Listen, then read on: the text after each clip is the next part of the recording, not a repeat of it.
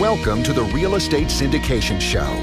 Whether you are a seasoned investor or building a new real estate business, this is the show for you. Whitney Sewell talks to top experts in the business. Our goal is to help you master real estate syndication. And now your host, Whitney Sewell. This is your daily real estate syndication show. I'm your host, Whitney Sewell. Today our guest is Rob Beardsley. Thanks for being on the show, Rob. Thank you. Yeah, it was a pleasure to meet Rob in Denver a week or two ago, and I've heard a lot about Rob before we actually met, and just his expertise in underwriting specifically, and it's just such a crucial area to have a great understanding in this business that we call syndication, and whether you're active or passive. It's important that you understand the underwriting, or at least you know what questions to ask and what you should be looking for, and he's going to help us, to understand that today. But he has a background in business and computer science from Carnegie Mellon University. He leads the underwriting and structuring function for Lone Star Capital Group. Prior to co-founding Lone Star, Rob had extensive real estate experience through his family and numerous real estate businesses, including development, construction, sales, and investment. Rob also actively publishes articles and white papers about real estate, capital markets, family strategy, multifamily strategy, and deal structuring. So, Rob, thanks again for being on the show. Again, it's a pleasure to meet you the other weekend, and give the listeners a little more about a few more details about your background, and let's jump into the underwriting. Sure. Yeah. Thanks for the great intro. So a little bit more about me and my background. I really started in the syndication business about 2 years ago and took to the underwriting, like you mentioned, the numbers aspect and what drives a deal. And, right now we're in the middle of, some say we're towards the end of, which I agree with, a strong bull market and multifamily valuation, as well as income growth. And so that has made underwriting less important because people have been able to buy deals, and whatever mistakes that they may have made in their underwriting was just pretty much washed away by this very strong market. So, and then to add on to that, at the end of the day, when you are in the syndication business, you are investing in people and not deals. However, the deals are still very important, and the numbers driving the deals is what really makes a viable investment. I like that a lot. You're talking about investing in people and not the deals, because the operator is key, right? I mean, no matter, right. It could be the best deal you've ever seen, but if the operator has no clue or isn't going to perform, then pretty soon it's going to be the worst deal you've ever seen. Yeah, exactly. And, so you can pretty much simplify it down to, what's the deal, what's the market, and who's the operator. And you can partially consider underwriting basically honing in on the details of the deal itself and the sub-market and the market. Obviously, underwriting is, you can't really put numbers on trust and people, but underwriting takes care of it, half the page. I was writing that down. You can't put numbers on trust and people. I like that. You didn't mention, though, and I was just asked this not too long ago, so I wanted to clarify in case listeners didn't understand. Even the term, like you said, end of a bull market. Well, if somebody says bull market, what does that mean? Well, typically a bull market's referring to the stock market, stocks going up, bull market, stocks going down, bear market. But even more specifically for multifamily, since the Great Recession, we've seen a huge compression in cap rates, which is how multifamily is valued. So even if the income of the property doesn't change at all, you bought it, sat on it, you collected the same rents, you had the same expenses, but your cap rate compressed because of various factors such as interest rates or investor demand, your property could have doubled in value. And people really realistically saw that happen to their properties without renovating, without improving management. But that's not the only thing that happened.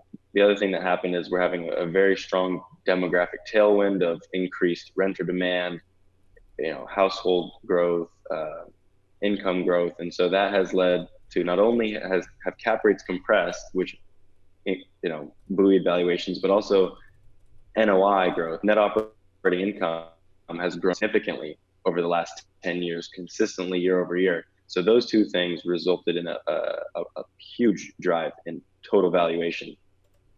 Nice. So I appreciate that. But let's get into the underwriting and just some key fundamentals that every listener that's getting into this space needs to know. Get us started. Sure. So I think we'll start from the passive investor LP perspective, and then work our way up to approaching underwriting from a GP or sponsor perspective.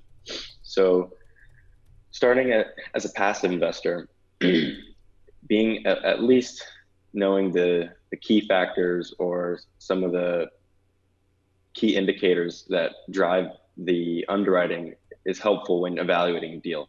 I see a lot of investors making their investment decisions solely based on who the sponsor is, which is very important, but then just reading over their glossy offering memorandum, and that's pretty much it for them. So I think there should be an added layer of due diligence, which is digging into the numbers, and then not only just accepting those numbers at face value, but actually assessing the validity or the viability of those numbers. So, starting with the simplest measures are cap rate. And it's kind of cliche because that's the first thing you hear and the most talked about number. However, a cap rate's not a cap rate. There's a million different ways to value a property's income, and thus it can be misconstrued to appear better. So some of the ways that I would encourage investors looking into a deal's historical cap rate is, first, I would make sure that the numbers you're looking at are truly historical and nothing is being projected out into the future, that these numbers actually happened in the past. And going from there, it's most likely necessary to tax adjust the historical financials, because typically when you purchase property, the taxes will be reassessed, especially if you're buying value add and putting CapEx dollars into the property, because the assessor's office is going to see that. They're going to see that you're going to be driving income through raising rents and renovations, and they're going to want to get their piece as well. So, look to a larger assessment at that point. So it's helpful. I wanted to ask you though, as far as and we're talking about as a passive investor, some things to look at for the underwriting, but, making sure the numbers, look right or truly historical. How do I know that as a passive investor? What are some other things I need to be looking at or asking? And maybe that's even intimidating to me as a passive investor. I've got this other business I'm an expert in, but I'm wanting to invest, in some real estate. How do I know how to do that? Right, and so that goes back to who you're investing with, and so hopefully your sponsor is doing a good job of reporting the numbers and showing you a simple breakdown. Here's our T12 analysis, or here's the historical P&L, and then here's our year one pro forma P&L, and then year 2, year 3, year 4, but making a clear distinction of, okay, here's the numbers as they are, and then here's our plan to take them there, or take them where we want to go. Because it's not uncommon these days, as people are pushing the numbers to make deals still look similarly attractive as they have been 5 years ago, with how the market's performed amazingly. It's not uncommon to see sponsors have a 20, 30, 40% increase in their income from historical to year one. And, that is definitely needs to be substantiated, to say the least. So I guess just starting with asking if it's unclear as to what the cap rate or what the financials are referring to. But if you really want to get to the core of it, you should just ask for the due diligence files that the sponsors themselves are using to underwrite and put together the business plan. And that would be the seller's T12 and the seller's rent roll. Okay. So now the tax adjusted financials, you were talking about that, and we'll keep going.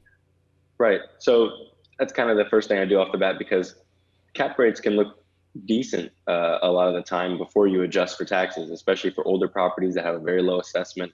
You can be looking at a 6.5 cap, and it's still a value add deal. However, if property taxes, let's say, are $200,000, but you can reasonably assume a 25% increase to the taxes, you should factor that into your cap rate to see how much income are you actually purchasing for your dollars. And then the next adjustment I like to do is management adjusted. So there's a million different ways to manage a property, and there's a million different compensation structures.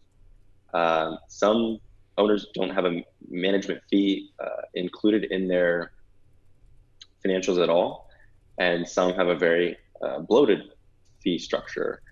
So I'd like to, first of all, identify all the items in the financials that relate to a management fee, and then basically throw them all out and then plug in what it would cost us to manage it, and then put that into the historical financials. So now we've adjusted the historical in-place numbers with what we think taxes will be moving forward, as well as the cost for us to manage. We don't care how much it costs them, how much does it cost us? And now we've pretty much figured out the true level of income we're purchasing for our, how much income I'm buying per dollar. Nice. So what's my income per dollar? No, I like that. Go ahead. Cool. So that we kind of went a little deep there, especially for just a passive investor, but that's a great place to start. And then, looking over another group's underwriting from a passive investor's perspective, just quickly, you'd want to see, okay, what's the year-over-year change in NOI from T12 to year one to year 2, 3, 4, 5, especially if you're looking at a 10-year deal where the sponsor's underwritten on a 10-year timeline. I would be very cautious if I see that the sponsorship is showing that income is still going to be increasing year over year by 3 to 5%, even out in 6, 7, 8, year 9 and 10, because that's just a lot of years of assumed more positive growth. So, keep an eye out for what would be a safe range that we should be looking for there as a passive investor, where you would say, okay, this looks like a conservative deal, and maybe underwritten conservatively enough that I feel comfortable investing, as far as the growth that should be expected. I know the location, the market, all those things play into that, but just as a passive investor, what should I be looking for?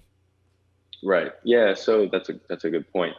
I think 2% year-over-year growth after the business plan has been achieved. So there's two forms of growth that you have to model out into a value add deal, which is first the growth that you're affecting on the property through forced appreciation, spending money, improving management in order to increase rents and decrease expenses. So that's the usually occurs in years 1, 2, and potentially 3. But after that, property should stabilize out, and there shouldn't really be any outsized growth embedded into the underwriting. While it may happen, some of these very fast growing markets may continue to grow quickly at 6%, 7% rent growth per year. But all these markets that are currently experiencing that level of growth, nobody was underwriting 5 years ago, oh yeah, we're going to have 7% rent growth here. Nobody knew it. Maybe they thought it was a good market, but they still probably underwrote conservatively to a 2 or 2.5% rent growth and a 15% IRR, but then the market took off and they have a bonanza on their hands. So you don't want a sponsor relying on another terrific run of rents and cap rate compression to achieve their return. So I would say after the business plan has been achieved, look for a stabilized growth in income of 2%. I like that. 2% after the business plan's been achieved, and that you're going to consider that conservative underwriting. Right. Okay. Right. And then the next piece, we've covered in-place numbers, growth, and now the exit. So, and we're kind of starting from most difficult to misconstrue most difficult to misconstrue to least difficult. So, it's pretty hard to say my year one numbers are going to look this way because they're grounded by the current numbers. But the further away you get from the current numbers, there's more that you can argue and play with and say, well, give us 5 years and the property will be in this sort of shape with these sort of rents. And then similarly, your exit is very disputable, right? You could say, well, I think the market will be better than now, or it will be, prices will soften. And so the way that you manipulate, or I shouldn't say manipulate, but that you control the exit price is through the exit cap rate. And so typically you hear a lot of people say, we model a conservative exit of 50 or 100 basis points above our entry cap rate. So that makes a lot of sense, because if today you have to pay, let's say, a 5 cap for the product you're buying, theoretically the market should have to be in a reasonably worse place to sell that same property at a 6 cap. So that is conservative underwriting. However, what a lot of people are missing is, let's say, for example, I'm buying a 100-unit building, but it's only 50% occupied. And because of that low occupancy, I'm paying a 3 cap. So if it were fully occupied, it would be a 6 cap. But I'm paying a 3 cap because I'm buying less income and I'm essentially paying more money for the opportunity to lease that building up. Well, it would be extremely aggressive and simply incorrect for me to assume I can exit that deal at a 4 cap because I bought it for a 3, I go up 100 basis points and I exit at a 4 because the market is a 6 for that product when it's stabilized. So you have to make sure that you're modeling upon sale what actually the, above 50 to 100 basis points above what the current market cap rate is for that sort of product, not value added to stable, but stable to stable. I hear some people say, "Oh, I don't really care about cap rate," especially when I buy a property. And what are your thoughts about that? Yeah, I mean, there is something to be said about that because it's not the end all be all, and not everybody is looking for yield. Some people are comfortable with buying a property with a lower cap rate for the embedded growth. So if you look at New York City, Silicon Valley, Los Angeles, if you look at key markets, core markets like that, they have the lowest cap rates. And that's because as a consensus in the investment community, people believe that those markets will grow faster and be more resistant to the negative effects of a downturn. And that's why they're willing to pay that premium, essentially a lower cap rate for those markets. However, during your ownership period, you're going to get much lower cash flows than otherwise available in more reasonably priced markets. So, while I don't want to say cap rates don't matter, it's just you certainly don't need to buy a certain cap rate to make a deal a good deal. A deal can be a good deal at any cap rate. It just depends on the business plan and what you're looking for, whether you're looking for to get your return via yield or for capital appreciation. No, I like that. I like your answer. I mean, the cap rate doesn't mean everything, or it's not the buy all, take all, whatever, they say. But no, and then elaborate a little bit on, you say 50 basis points to 100 basis points. I know, I know that's a term we use in the industry a lot, or, we're talking about underwriting, but somebody that's just learning this, what does that mean? Yeah, so 100 basis points is equivalent to 1%. So when we say 50 basis points, it's 0.5%. But when we're discussing certain metrics, the number needs to be so precise that it's easier to refer to basis points. You're talking about, 10 basis points is just 0.1%. Who is Vinny Smile Chopra? Came to the U.S. from India with $7 in his pocket, and today he has created a portfolio of over $200 million in commercial real estate. He's a CEO of 5 companies, acquiring and managing diverse multifamily portfolio of 3,500 units, and his team self-manage all the assets. Vinny has walked the walk with over 26 successful syndications during multiple economic cycles, including downturns over 12 years. He has built a very extensive educational academy to teach and mentor investors. Vinny, tell us about this multifamily syndication academy.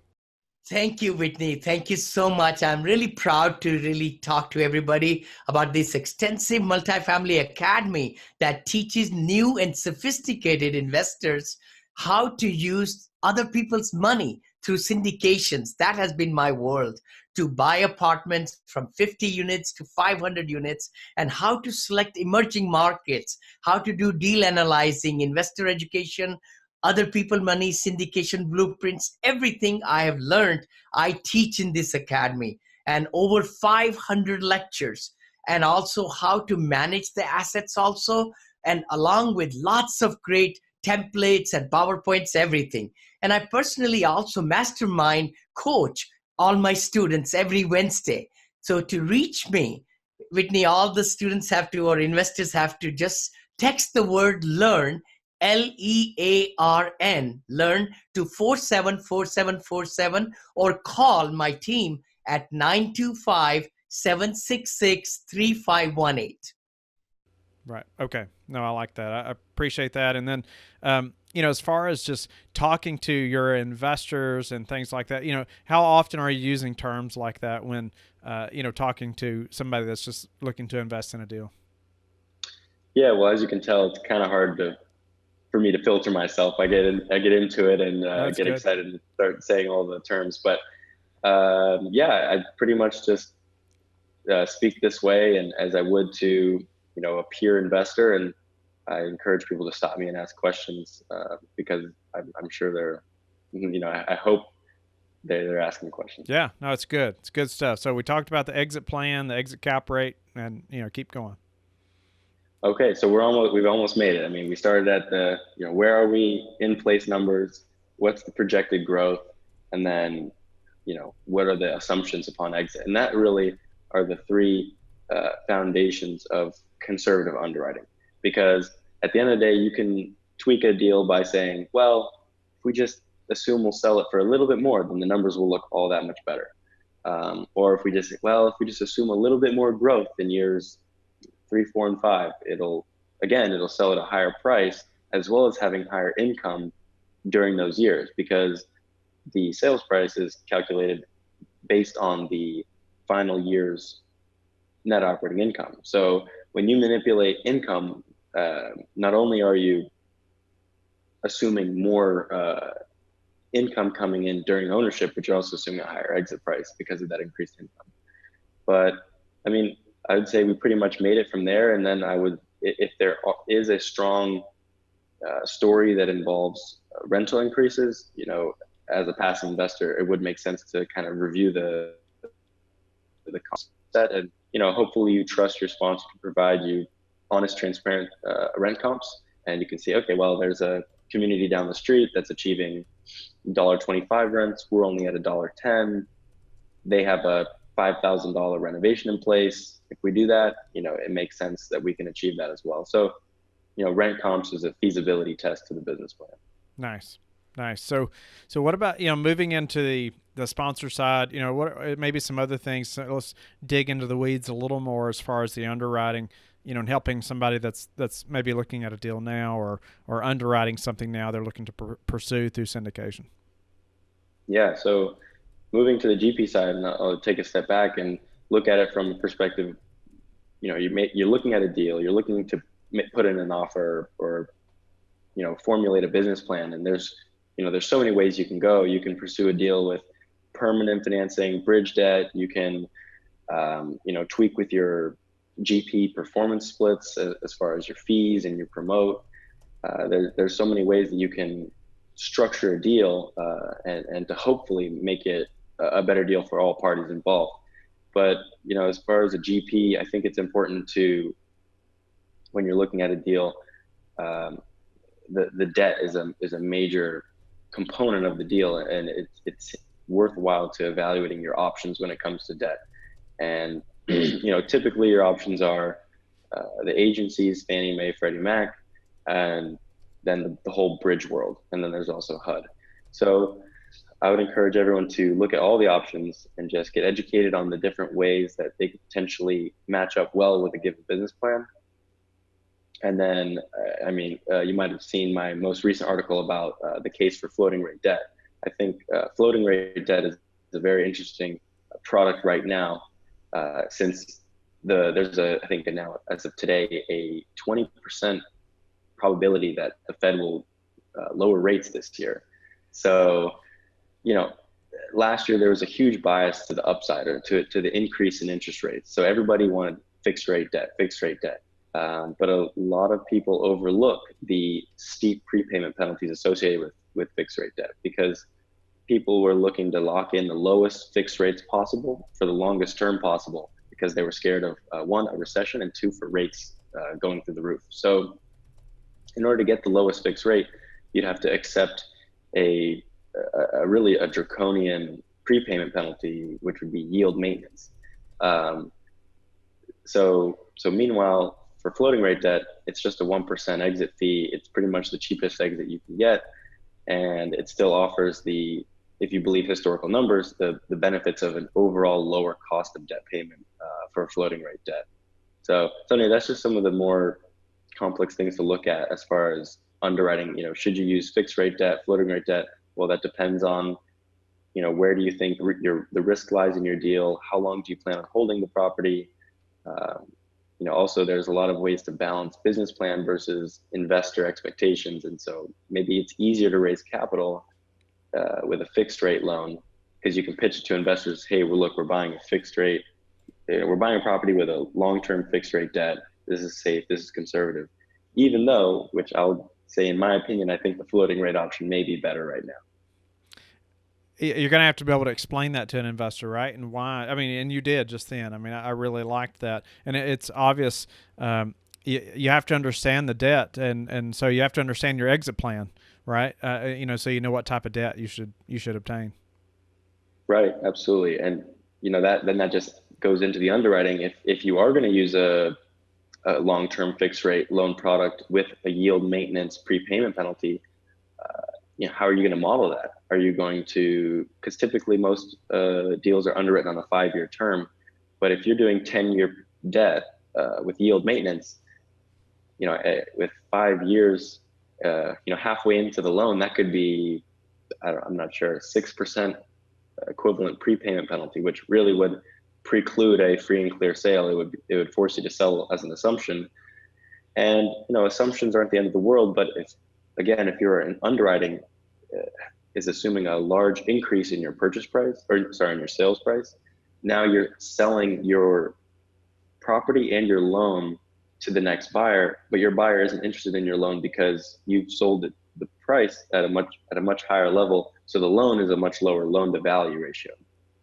And what that means, the borrower or the next buyer is going to pursue a supplemental loan, and supplemental loans are typically a bit more expensive and not as flexible. So it's important to assess, okay, what is my exit strategy and how viable is that? And maybe I should discount my exit cap, meaning I should discount my projected purchase price to more realistically accommodate an assumption sale. So we're running close on time, but I want to get to a couple more points, on the active GP side, after financing.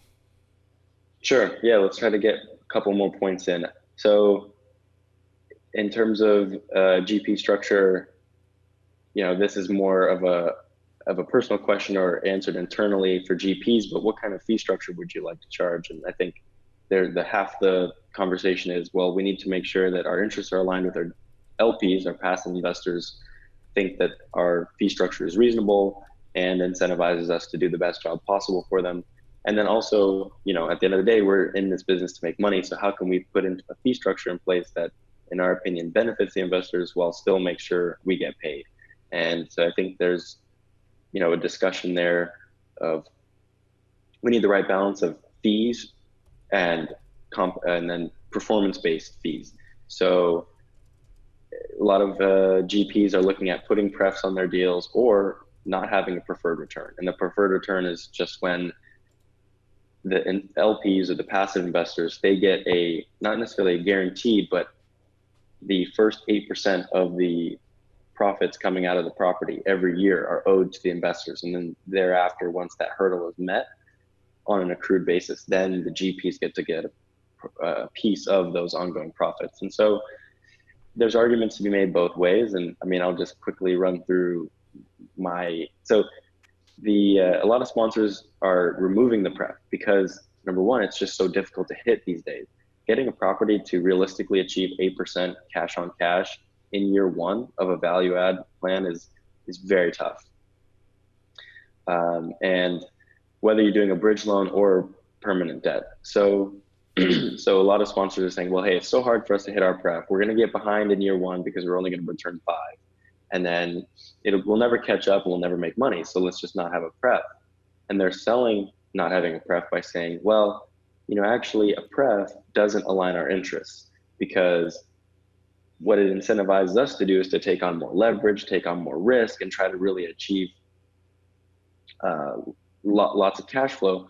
Or it incentivizes us to sell because we know we'll never catch up to the pref. So we'll sell a perfectly good asset just so that we can get a piece of the capital gain. And all those things are true. However, if you look at the split on a mathematical basis, saying if you have normally an 8% pref with a 70-30 split on the back in favor of investors versus an 80-20 straight split, the 80-20 straight split is extremely expensive. Investors right now looking to place their capital with sponsors should really insist on a pref, not only because it's the more fair way, but really these days with cash on cash being so low, they're going to do so well because they're going to get pretty much all of the cash flow. Most of the deals we're doing, we're anticipating giving 95% of the cash flow to investors, just because we frankly are having a hard time finding deals that will adequately hit our pref. I appreciate you bringing that up as far as they should insist on a preferred return, and how some teams are not even are doing a preferred return. And I would ask this too, because it's a question I've heard numerous people talk about in the industry. I'd love to have your opinion as far as raising the capital ahead of time to meet the preferred return. Let's say in year one, when let's say we're expecting quite a bit of vacancy, and obviously there won't be the cash flow there to make the 8% preferred return, or So what about raising that capital ahead of time? So I think there's a couple ways you can go about it, and I think if you're upfront with investors about the mechanism with which you are delivering that preferred return, to kind of make the joke of, okay, well, so you're buying a 5 cap, your cost of debt is a 5 cap. So you have no positive arbitrage between your income and your debt. Yet in year one, you have an 8% preferred return that you're meeting. It doesn't make sense. So if you're upfront with your investors as to how you're magically meeting your preferred return, and they're okay with it, then by all means. But in my opinion, I think it does a couple things that are negative for the deal. So number one, by having to raise that additional cash, it kind of weighs down the deal. It increases the nominal pref amount, and it actually will lower the IRR because there's more money that the profits have to be distributed to. And the other thing is, and this is really why GPs do it, is by quickly meeting the pref via simply just raised cash distributions. Now the GPs have met the pref, and now they can start collecting a percentage of the cash flow. So they've really artificially met the pref, and now they're able to participate in the promote or the cash on cash performance of the property via that mechanism. And so, while other people are struggling, let's say 5% in year one, like I mentioned earlier, and then in year two, maybe they've done a good job and now they're at 8. Well, they still owe that 3% from last year. And then year 3, they do even better. They're at 10. Well, they still owe 1% from year 1. And so they're not going to get paid until maybe year 4 based on the promote split or the performance incentive. So that can seem extremely unattractive from a GP's perspective, but from an LP, I mean, that's great. So I would really, as a passive investor, rather not see raised capital be distributed to meet the pref. Well, unfortunately, we are almost out of time. We're over time a little bit now, Rob, and there's so many more questions I want to ask you, and we hope to have you back on and us discuss this a little more in detail on a few other topics around underwriting and other things. But tell the listeners how you learned how to underwrite deals and become so educated in this topic, and then also tell them how they can get in touch with you. Yeah, absolutely. So like I said, when I first got into the business, this is where I gravitated to. And, so I started out just Googling all the cash flow models, the underwriting models. I said, well, I need to underwrite deals, so let me find myself a model. And then my dad, and at the time we were working on joining the business together, he said, nope, you're going to build your own. I said, why? That's such a waste of time. I could just download a perfectly good one. Why recreate the wheel? And he said, nope, you're going to build one and it'll be better than all the rest. And so I can't say it's better than all the rest, but I will say that I've spent over 100 hours building it and iterating it. And through that process of building my own model, I've just learned so much. And now I have a finished product with which I can, live and breathe with and really trust that I'm performing good valuation. And then just other learning is just reading all the books and kind of, looking at crash courses for financial modeling and taking some pages from the private equity, discounted cash flow valuation practices. Yeah, and I would say by building that model, I mean, you understand where the numbers are coming from better than a lot of people. I mean, because you had to build it. You had to tell it to take it from here and put it there and how much and all those things. So how do the listeners learn more about you and your company? Sure. So you can visit our website at lonestarcapgroup.com, and you can email me at rob@lonestarcapgroup.com. Shoot me an email if you'd like a free copy of my underwriting model or have any further questions. I'm happy to answer. Wow. Giving out his underwriting that he spent hundreds of hours on. That's a big gift. And I hope the listeners will reach out to him, and I'm going to reach out to him myself. I can get a copy of it. So anyway, Rob, thank you so much for your time and your expertise in providing to underwriting and just such an important topic. I hope the listeners will reach out to you. I also hope the listeners will go to LifeBridge Capital and connect with me, where you can also see the podcast and you can search guests and different topics and learn the topics that you need to know right away. So, and also go to the Facebook group, the Real Estate Syndication Show, so we can all learn from experts like Rob and grow our business together. We'll talk to each of you tomorrow. Thank you for listening to the Real Estate Syndication Show, brought to you by LifeBridge Capital. LifeBridge Capital works with investors nationwide to invest in real estate, while also donating 50% of its profits to assist parents who are committing to adoption. LifeBridge Capital, making a difference, one investor and one child at a time. Connect online at www.lifebridgecapital.com for free material and videos to further your success.